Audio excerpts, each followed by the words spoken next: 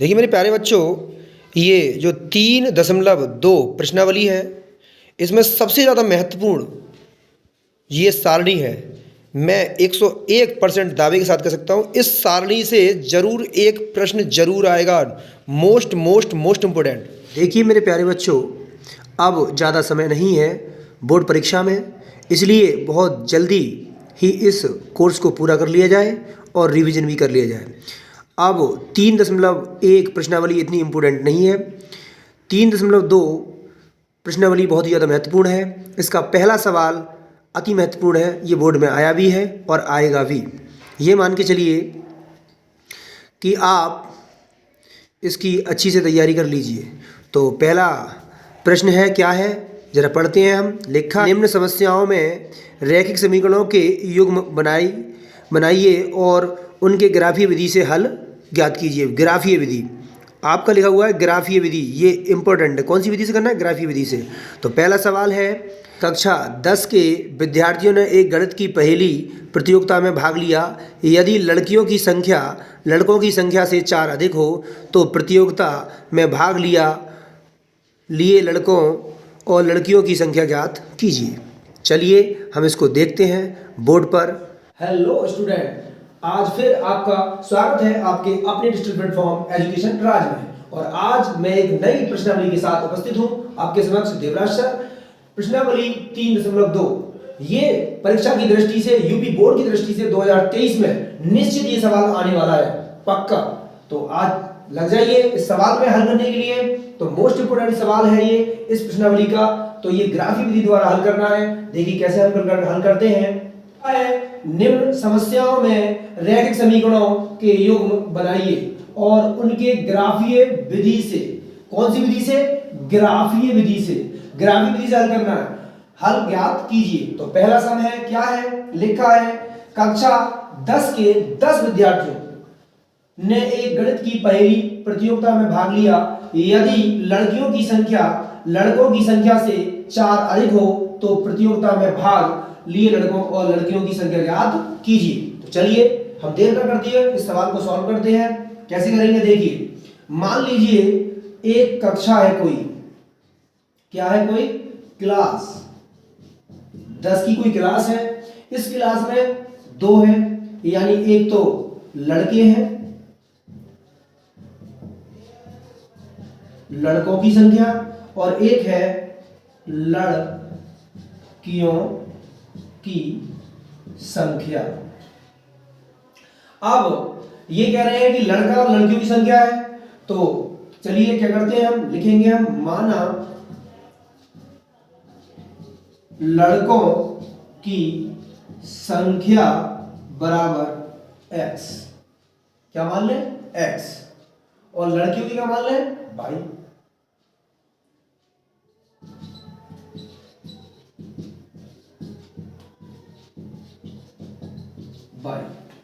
तो सवाल में क्या कहा गया है, देखिए। कक्षा 10 के 10 विद्यार्थियों ने एक गणित की पहेली प्रतियोगिता में भाग लिया। 10 विद्यार्थियों ने, दोनों ने, लड़कों और लड़कियों ने। तो पहली शर्त क्या है? तो पहली शर्त के अनुसार, चलिए पहली शर्त क्या है? तो पहली शर्त है, यानी कि दोनों का योग x प्लस y, यानी लड़का लड़कियों का योग कितना है? 10। तो इसको बोलेंगे समीकरण नंबर 1। ये हमारी समीकरण नंबर 1 हो जाती है। फिर शर्त क्या कहती है? दूसरी शर्त कहती है,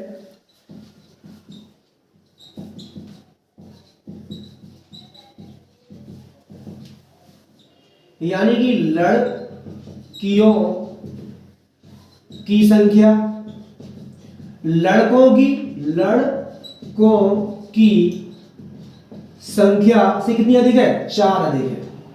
देखिए हमने लड़कियों की संख्या क्या मानी है? y, और लड़कों की क्या मानी है? x plus 4। तो इसको शुद्ध कर लीजिए, यानी कि y माइनस x बराबर 4। समीकरण नंबर क्या हो जाएगा? 2। समीकरण नंबर 2। अब इसमें लिखा है साफ साफ ग्राफीय विधि से। अब हम ग्राफीय विधि का हल करेंगे। तो लिखेंगे ग्राफीय विधि से समीकरण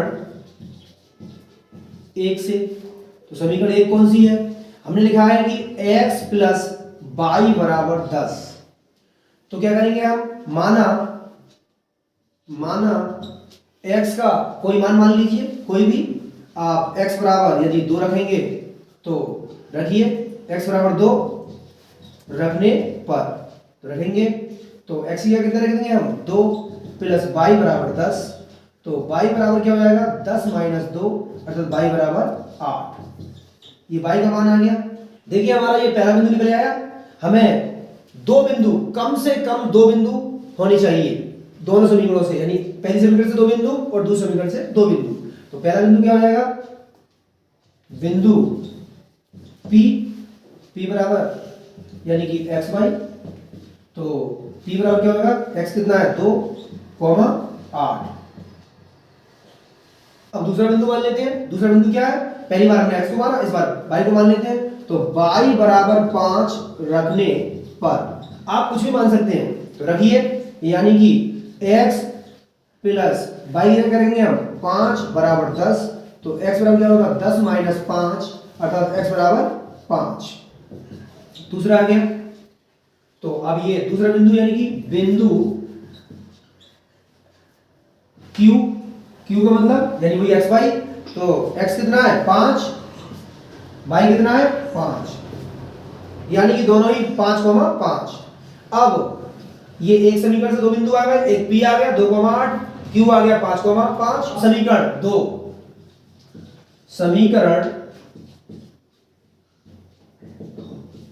से, अब दो से बनानी है दो बिंदु, तो क्या है y बराबर x प्लस 4, तो इसमें हम क्या करेंगे माना, इसमें भी मानेंगे हम x बराबर 0 रखने पर 0 रख लिया हमने, तो y बराबर x का मान 0, तो 0 प्लस 4, तो y बराबर क्या आएगा 4 आएगा। ये एक मान y का आ गया। माना y बराबर 0 रखने पर, रख लीजिए कैसे रखेंगे हम, x रख लीजिए कैसे रखेंगे हम, y की जगह रखेंगे हम 0 रख लीजिए, x बराबर क्या हो जाएगा यानी कि x प्लस 4, जब ये इधर को आएगा तो इसका हो जाएगा यानी कि माइनस हो जाएंगे, तो माइनस से x बराबर 4, तो ये आ गया एक मान। देखिए अब ये दो बिंदु निकल आए, तो पहला बिंदु हम ये मान लेते हैं बिंदु, इसमें PQ माने, इसमें R मान लीजिए, बिंदु R बराबर क्या हो जाएगा, R बराबर क्या हो जाएगा यानी xy, तो x का मान कितना है 0 और y का मान कितना है 4, तो 4 हो जाएगा, तो बिंदु R का मान हो जाएगा 0,4। अब यहाँ पे बिंदु ये S मान लीजिए, तो S बराबर क्या हो जाएगा यानी y का मान 0 है, x का मान कितना है -4, तो -4,0, यानी कि -0,4। ये दो हो गए, दो बिंदु इस समीकरण से हो गए और दो बिंदु इस समीकरण से। तो चलिए अब हम इसको ग्राफ पेपर पर हल करते हैं। ग्राफ पेपर पर कैसे हल करेंगे जरा देख लीजिएगा। देखिए बच्चों, अब हम इसको ग्राफिक विधि से हल करना है और ग्राफ पर क्या समझाना है। वैसे मेरे पास ये व्हाइट बोर्ड है, लेकिन आपको बोर्ड परीक्षा में ग्राफ मिलेगा और ये ग्राफ पर बनाना भी हम आपको सिखा देंगे, पर आप इस बोर्ड पर समझ लीजिए और ग्राफ पर भी आप बना लेंगे, सीख जाएंगे। आप पहले ही आपने ग्राफ को पढ़ा होगा कक्षा 8 में 9th में, इसलिए आप इसको जानते हैं, केवल आपको समझाना है, बाकी आप खुद ही कर लेंगे, मुझे विश्वास है। तो चलिए देखते हैं। ये मूल बिंदु होता है, ये शून्य होता है, इधर हम ये x अक्ष है और ये y अक्ष, इधर के लिए हम प्लस, इधर माइनस, इधर प्लस, इधर नीचे माइनस। तो लिखते हैं हम, बिंदु दर्शा लेते हैं 1 2 3 4 5 6 7 और 8। इधर भी कर लेते हैं 1 2 3 4 5 6 7 और 8।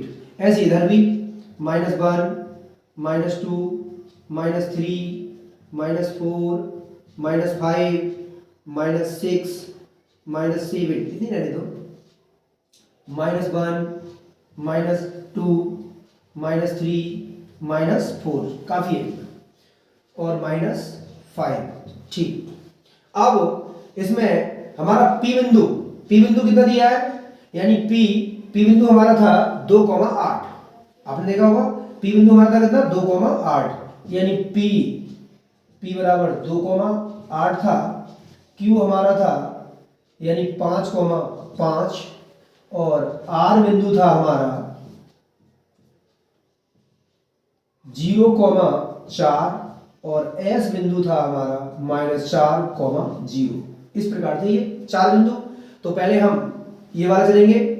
ये समीकरण कौन सा है, x प्लस वाई बराबर 10, और ये समीकरण है आपका यानी कि y माइनस एक्स बराबर 4। देखिए अब आप पहले समीकरण को हल करेंगे, तो पहले समीकरण में क्या दिया, p बिंदु लिखेंगे हम।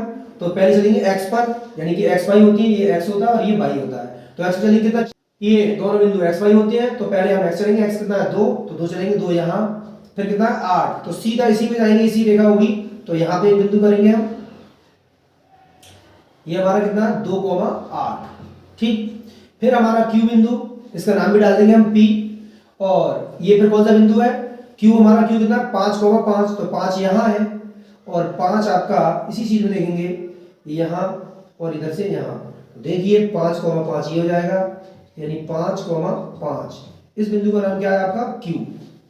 अब हम दूसरे समीकरण चलेंगे, 0,4, तो 0 यहाँ है और 4 कहाँ है, 4 यहाँ है, तो ये हो जाएगा आपका 0,4, यानी बिंदु का नाम क्या है S R, सॉरी बिंदु का नाम क्या है R।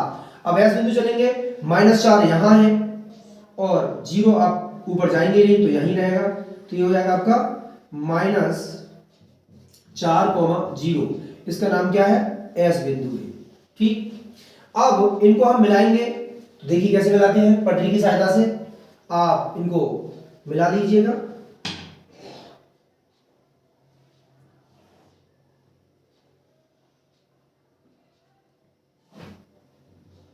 इस प्रकार आप इन्हें मिलाएंगे पटरी की सहायता से, ऐसे इस बिंदु को आप मिलाएंगे,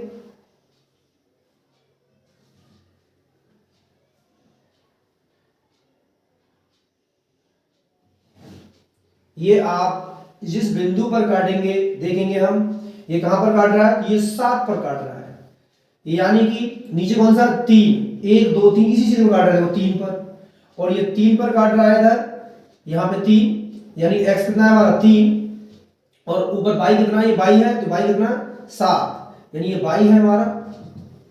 तो अब इसी बिंदु को बोलेंगे, यानी कि तो आपका जो समीकरण होगा ये होगा यानी x, y, अर्थात कितना 3,7 हो जाएगा। तो इसको कैसे लिखेंगे हम, दर्शाएंगे कैसे, देखिए जरा, देखिए तो आप समझ ही जाएंगे। यानी उभयनिष्ठ बिंदु कौन सा है हमारा T, उभयनिष्ठ बिंदु क्या है हमारा T, तो हम लिखेंगे यहाँ पे उभयनिष्ठ बिंदु T। T का मान क्या है, T का मान है आपका कितना, यानी x कितना 3, तो 3, और y कितना है हमारा 7 हो जाएगा। ठीक, अब इसी प्रकार हम लिख देंगे x को क्या माना है हमने, लड़कों की संख्या, तो x लड़कों की संख्या कितनी है, यानी x मान कितना है 3, तो 3 हो जाएगा, और y का माना है हमने लड़कियों की संख्या कितनी है, कितना है y का मान 7। तो इसी प्रकार हमने लड़कों और लड़कियों की संख्या कौन सी विधि से ज्ञात किया, ग्राफी विधि से। कौन सी विधि से, ग्राफी विधि से, यही हमारा आंसर है।